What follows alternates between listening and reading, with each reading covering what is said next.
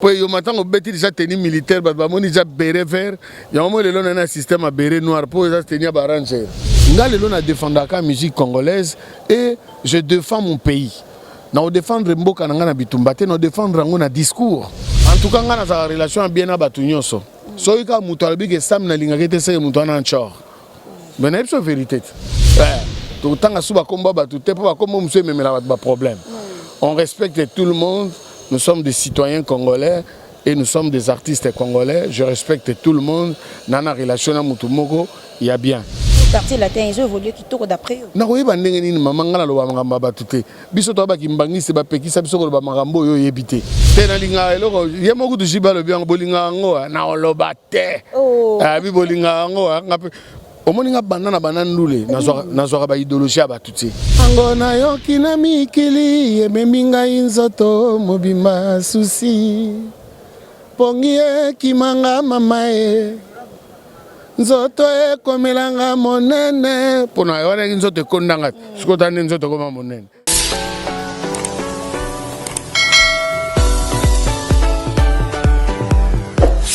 Mesdames et messieurs, bonjour, bonjour encore une fois de plus. Je suis tellement heureuse de vous présenter cette très belle émission sur la diva de la presse que vous aimez tant.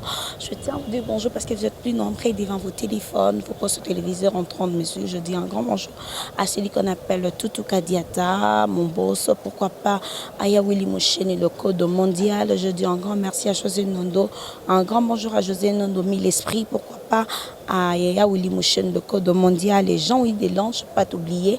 Ainsi qu'à mon caméraman du jour, hein, Dieu merci Nomassi, Dieu merci Nomassi. Merci à toi comme d'habitude.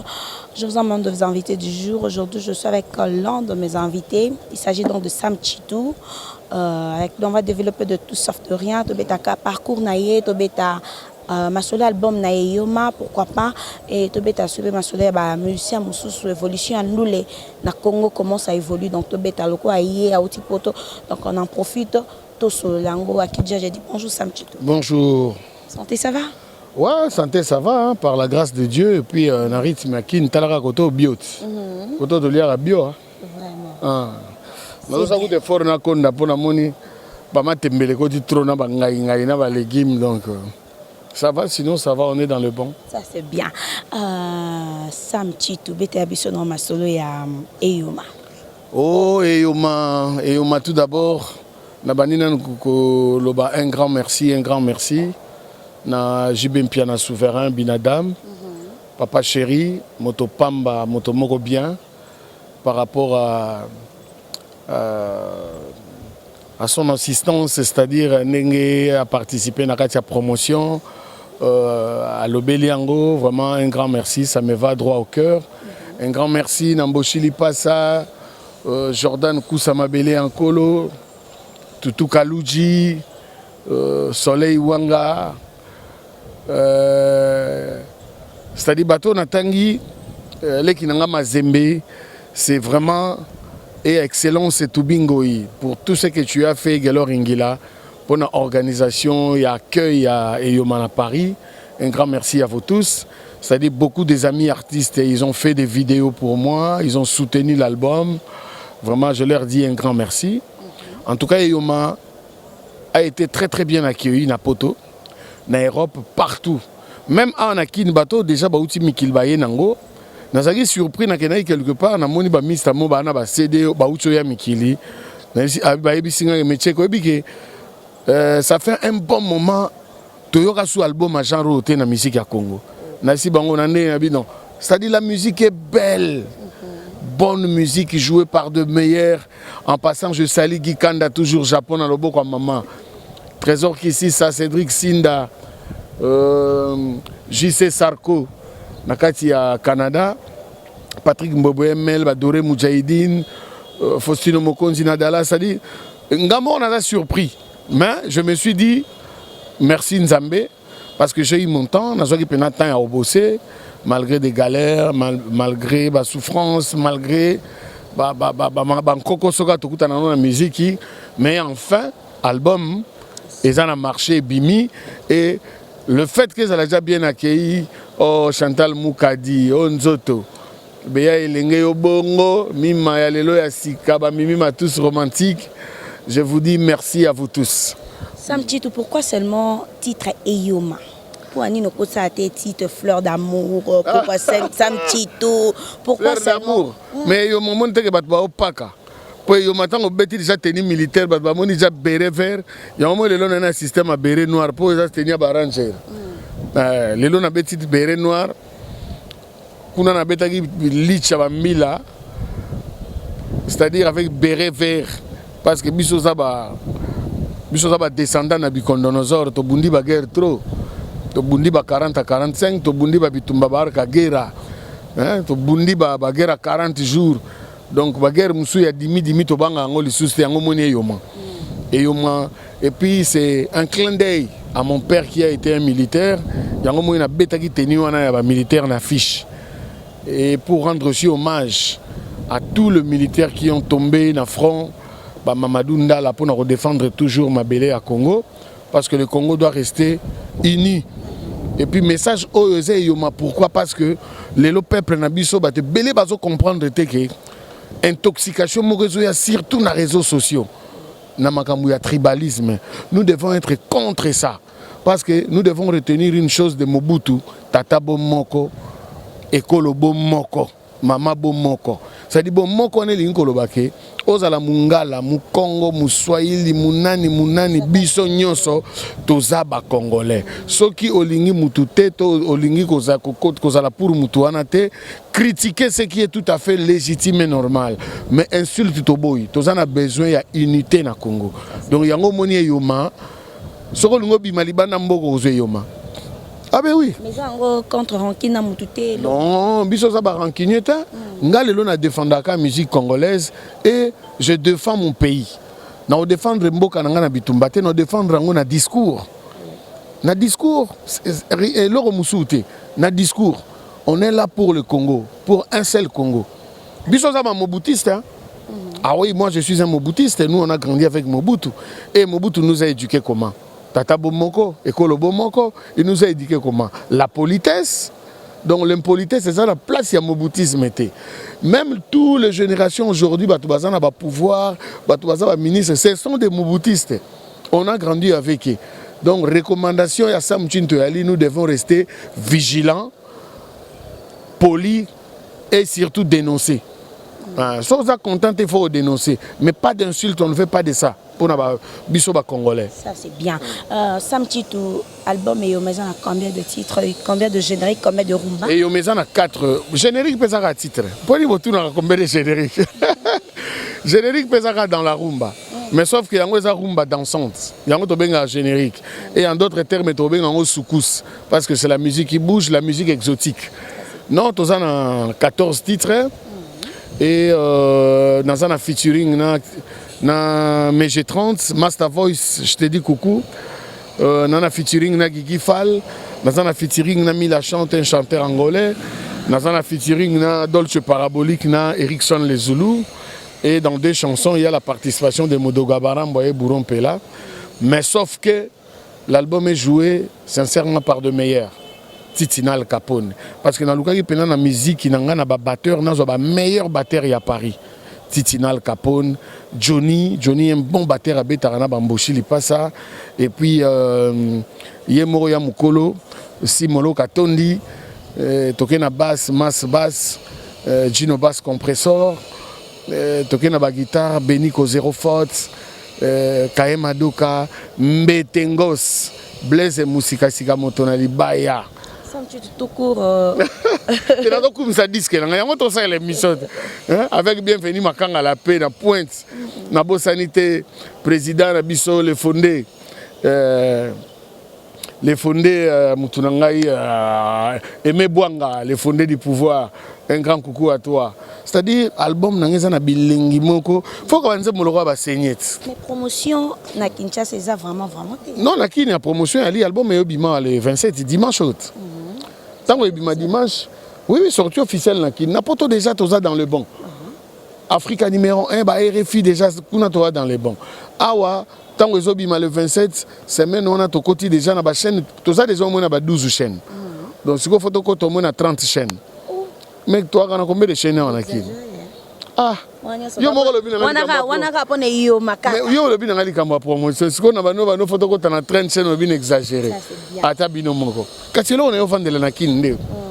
Musique, promotion. OK. Elo nye misa mchitu na kin. Ka pona ndule. Non menga na kinwat. Je suis né grandi na kin. Ça dit mbulo na vandi na kin et l'équipe mbulo na vandi na poto.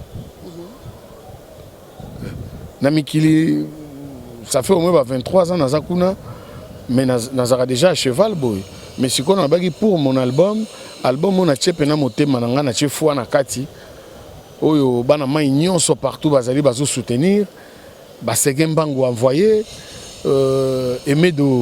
Aimé Toumba le mannequin de tous les japonais à Bruxelles, ba Sylvain Poutou. Donc ba tout bazo soutenir, ba Papi pour les Kanza, ba Tavares Boyamba Chalamama na Bundestang bazo soutenir kuna na mikilinga fona vanda liaka awa na kin pour la promotion.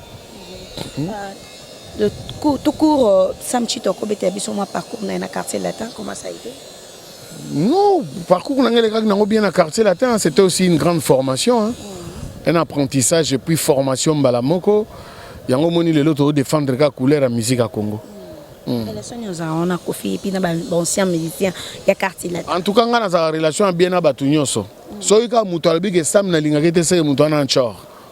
Mais c'est vérité. Ce qui un jour, au sali na mutu émission, attends na caméra l'obité, na kuza abi action na lingakete na motema no lobaka ke joy atanchor. Te rankini te chor. Apumbora na butu. Oh. Donc na Kofi le midi Pepe Lambe. Na za na relation na mutu nyonso. Donc le midi oro qui de petit chez Kofi au vandi pe dame. Na ebisi o kaka ko insister na hotel na relation na mutu nyonso. To ba to fula su batute to tanga su ba komba batute. Autant à souba combat batouté pour comment monsieur même la problème. On respecte tout le monde. Nous sommes des citoyens congolais et nous sommes des artistes congolais. Je respecte tout le monde. Nana relation à Mutumoko, il y a bien. Je ne provoque pas, je n'insulte pas, je ne calcule pas. Je fais que ma musique. Je calcule seulement mes affaires. Tous les musiciens congolais battent belé et belé ba osala ba carrière il y a danger kolekanga. Ngapé nazo salara oyanga parce que na classe les premiers alara le deuxième ayali ba l'échec qui peut ba yali so gata na l'échec na za peka na ba point pour l'échec qui part na ba point peka na droit bulletin mais bien sûr zéro pèse à côté. Ça c'est bien Sam Chito. Pourquoi au bois qui JB piana trop par rapport à ba Kofi Olomide ko pour rappeler Kofi Olomide pour ani we raté car JB piana papa chéri. Tenalinga eloko yemoku du jibalo bien bolinga ngo na olobate abi bolinga ngo ngape omoninga banana banandule nazwa ba idéologie ba tuti ngazwa toujours ba idéologie na ngamoko mais pour la première fois na sepela na idéologie papa chéri na olobate na olobate ko bo sepela nango oui souveto sepela nango papa chéri to sepela nango peto linga ngo Sam Chito pona yo meilleure époque ya quartier la tezaki époque nini époque nyonso Sam Chito s'il te plaît s'il te plaît mais nazo la bano likamba solot époque quartier latin ngo mona ngo tilelo époque n'époque sala mankambu nango pona nga meilleure époque o eleki baninga ezati nous on a fait notre époque bato ba yeba sala époque na bango ba o pe bazali lelo ba sala époque na bango bana basi pe ba sala époque na bango. Ce qu'on a dit, c'est que le quartier latin ils ont évolué qui tourne d'après eux. Na koyeba ndenge nini mama ngana lo bamangamba batute. Biso to ba kimbangisi ba pekisa biso ko ba magambo yo yebité. Il faut au boire ata moi misu ndaka papa to somi palais monene le quoi soza comme cela n'empêche pas que tala ndaka. Je n'aime pas comprendre ngate. Magambo tout to le album yoma. C'est-à-dire nalinga otala vie ya batute. Otulinga question ya époque na biso époque nyo so quartier la teza makasi. Mais les lobos, qu'est-ce que tu fais que je commente? Je connais rien. Et ça, le gros, tu n'as pas la maison mère, n'a yébité. Na BCBG, n'a yébité. Il y a une option pour la première fois, c'est plein d'idéologie. N'a yébité. Mais pour la première fois, c'est plein d'idéologie, papa chéri, wana. Na oloba te bolingango. Sam Chito, 32e anniversaire à quartier latin. Pardon s'il te plaît. Sam Chito. Comme on a mission belé bayaki, fallait le même jour que tu as quitté l'aéroport, maman a yé. Pour ani Sam Chito a quitté. Au moins maman solo même bateau ba otala sur l'émission, ba mi tuna mais yango mona moi so azolu que la cheke problème, azolu ka cheka ça la réussite. ça réussit. Au nom de Jésus. Il y a un lobby. Na lingolo ba makambo batute pourquoi parce que Omoni tout à l'heure na lobby toza contre ba anti-valeur. Toza na besoin Congo na besoin kende liboso. To boyi ba insulte. Alors na lingolo pesa muto occasion te réponse nanga ezala occasion afinganga. De toutes les façons même si au fingingai je suis Sam Chin tout année na zana na kini bo chaleur on a besoin na. Ndeto aussi tane mission bona ko lia bio pa maman nanga mama tumba ana. Na bisa ke maman le lo fo moi pondwa mai maya. O betika elo moi misiki boye na lila fufa masango ndenge na ribona muke na za okola na za les en tout cas na olobate Sam Chitu maman nanga Sam Chitu très rapidement obanga boko mesana nga ndingwana titre nze monangati Elga mwana da Solange okote sika jamais moto ameka ozwinga motema tu soki mbongo na komi lokola Steven John na miziki ya Sam Chintu Monsieur Samuel boko mesana nga ndengona na lobala nga makambo batute na lobaka makambo nanga ndenge leki no fali obandi otuna nga makambo batute pardon na lobi leki na yo fali mais na uti loba na yo awa pardon yoka nano Sam Chitu yoka nga pardon s'il vous plaît makambo ote ko régner awa fali abengaki Fabregas Petit fali alobi po ni batu balini ko yeba teke ba petit Fabregas wa petit na ngai nenga pe na mona raso na moni ve na nga Sam Chintu apesa exemple na yo donc ana problème noté wana petit na yo so na tuni oboni bobenga na quand même na bachombo mais yango le comme na utolo bana yo dans toutes mes émissions na lobana na problème ya mutute j'ai de très bonnes relations na batu nyonso bengana na fali quand même na oyebi sotin soto bengana soto kuta na katolia ke siga moko yo yeba bato balinga yote bato balinga ngai bato balinga nga na bato balinga fali to ba olanda nga bayebi ba témoignage ni na sala rapport na fali bayebi si menga na zolo bano tu boza na poto oza musicien oza na poto quels sont des efforts obino bo fournir pour na koboma moto entre ba combattants na ba musiciens congolais te lelo ndenge za boye makamba komba wana esili lelo komba na poto komi noble komba banda cash esalama na lamuka komba esila bokicha sisi yango te yobi bat babanda komba na poto yo lingo dédicacer batu trop o Sam Chitu donc yo so buleke ngane na befona dédicacer bat o Sam Chitu na lo ba mangam na nga eyoma to yebi bat babanda komba na poto et puis to yebi ke lelo komba esili mais komba ezali pona ko dénoncer anti-valeur po Congo ndenge za boye Congo za ya FCC na cash te Congo za ya Lamuka Congo za ya FCC Congo za ya cash Congo za ya bato ba na poto Congo za ya société civile Congo za ya bato nyonso vous comprenez donc to pesa ka maramusu importance te eza mutu moko boye bo chaine ti likolo ya bato pona na likambuso XY non tozo beta tolo awa soki nga lelo na lobi ke na boyi kozala congolais na bina zala zaïrois mais zaïrois za muto aza poli zaïrois za muto ako kabola peuple te zaïrois mobutu ate biso unité tata bo moko ekolo bo moko mokonzi bo moko non mais mokonzi bo moko ezaki dictature mais to longoli yango lelo to na démocratie mutu to aza libre vous comprenez moi je vois très mal netinga Sam Chintu boy na zui caméra télémi na bando finga batu et mes enfants ils diront quoi de moi notre papa il est impoli. Ah non, quelle éducation. Mais je peux dénoncer des choses que non, je ne suis pas content par rapport à X, par rapport à Y, par rapport à ça. Tout à fait légitime. Il faut ça la combat, Pierrot, il était là, il fait un job, il a ça, là, on a poto. Ils n'insultent pas, Bababin Masombo. Bafinga Rabatouté, Bakouloutou Nanga le roi Baki Gérard. Bafinga Rabatouté, mais ils dénoncent des choses. C'est ça un vrai combat. Il faut arrêter avec la comédie. Sam Chitu, tu n'étais pas à Kinshasa, régime et Cabo. Nazalaki awa. Baba élection zaki. Nazalaki awa. Changement régime wana ya Kabila, Alongwe, Fatia Koti et Salio Boni. Bien.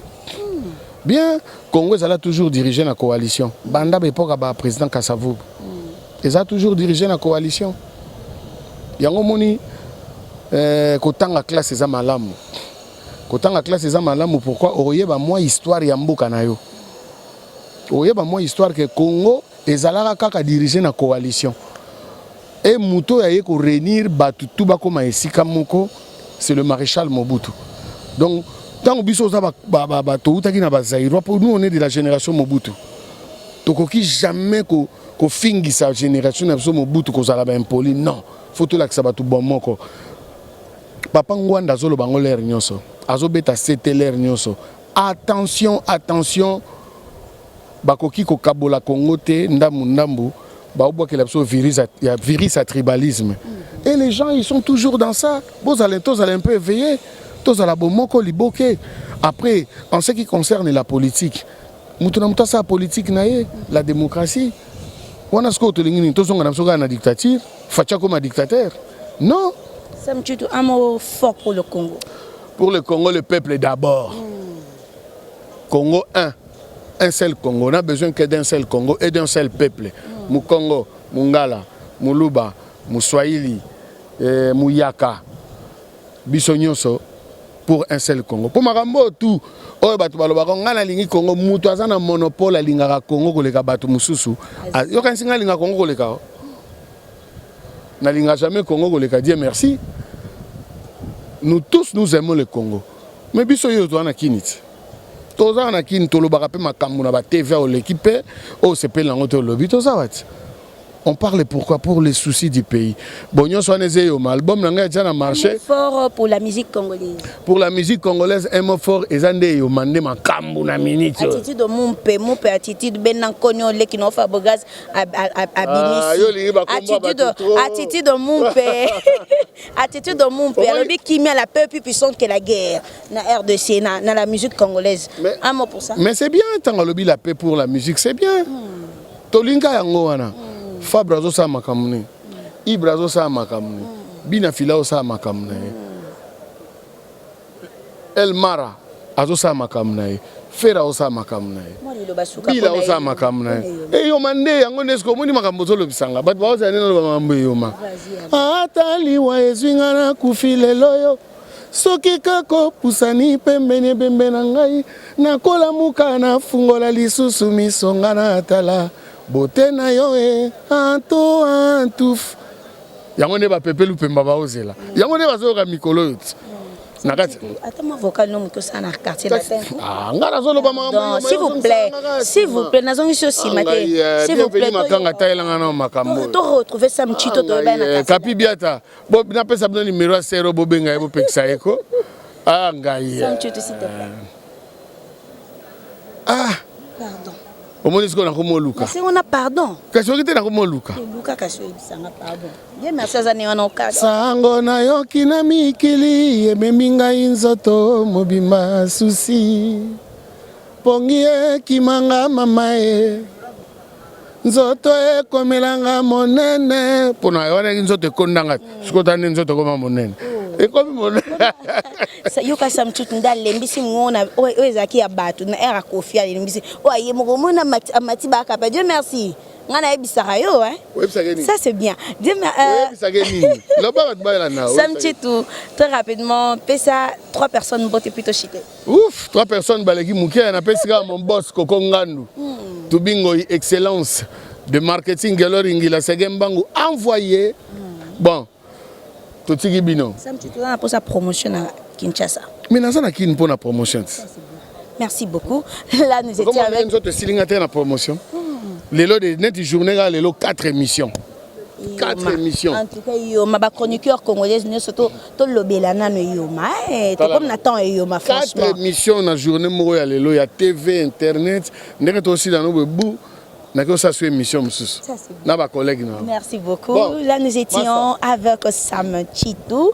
J'ai dit un grand merci à tout le monde qui nous ont suivis, particulièrement à Toto Kadiata, mon boss, et à Jean-Louis Delandre. Il y a Willy Mouchen et le code mondial. Pourquoi pas celui qu'on appelle... José Nondomi l'esprit, yo bossa na raté Zalara vraiment. Et Dieu merci mon caméraman du jour, bisous à toi, merci à tout le monde qui nous ont suivis. D'ici là, portez-vous bien, on se revoit à la prochaine édition, bye bye.